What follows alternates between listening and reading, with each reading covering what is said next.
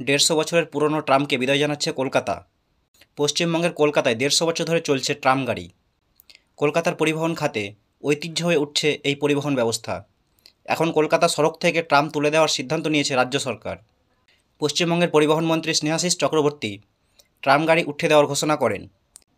তবে ঐতিহ্য হিসাবে পর্যটকদের জন্য মাত্র 2 কিলোমিটার পথে ধর্মতলা থেকে ময়দান পর্যন্ত ট্রাম চালানো হবে। পরিবহন মন্ত্রী জানান, কলকাতা সড়কে সর্বশেষ 2টি লাইনে ট্রাম চলত, ধর্মতলা থেকে বালিগঞ্জ আর ধর্মতলা থেকে শ্যামবাজার।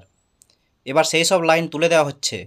শুধু ধর্মতলা থেকে ময়দান পর্যন্ত ছোট্ট পথে হেরিটেজ হিসেবে ট্রাম চলবে। কলকাতায় 1873 সালের 24 ফেব্রুয়ারি প্রথমবার ঘোড়ায় টানা ট্রাম চালানো হয়। শিয়ালদহ থেকে আর্মেনিয়া ঘাট পর্যন্ত ওই ট্রাম চলে। পরে কলকাতা ট্রামওয়ে কোম্পানি লিমিটেড গঠন করা হয়। এই কোম্পানি নিবন্ধন ছিল লন্ডনে। পরে 1902 সালে কলকাতায় প্রথমবার চালু করা হয় বৈদ্যুতিক ট্রাম। বেশ কয়েকটি পথে ট্রাম চলাচল করত।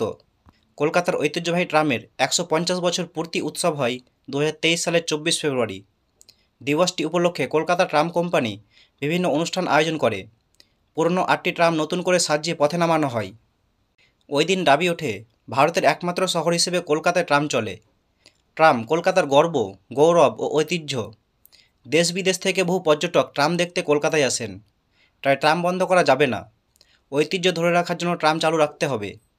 কিন্তু ট্রামকে বিদায় জানানোর নীতিগত সিদ্ধান্ত নিয়েছে রাজ্য সরকার।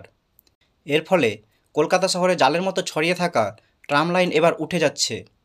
এখন শুধু ইতিহাসের সাক্ষী হয়ে ধর্মতলা থেকে ময়দান পর্যন্ত মাত্র 2 কিলোমিটার পথে ট্রাম চালু থাকবে। কলকাতার ভিতরেই বিশাল একটা কারখানা রয়েছে এ ট্রাম তৈরির। হ্যাঁ, কলকাতার বুকেই এখনও পর্যন্ত আছে আস্ত একটা কারখানা, যেখানে কর্মসংস্থানের পর্যাপ্ত সুযোগ ছিল। নোনাপুকুর ওয়ার্কশপই কিন্তু এক সময়ে সমোপযোগী ট্রাম তৈরি করে শহরকে উপহার দিয়েছিল।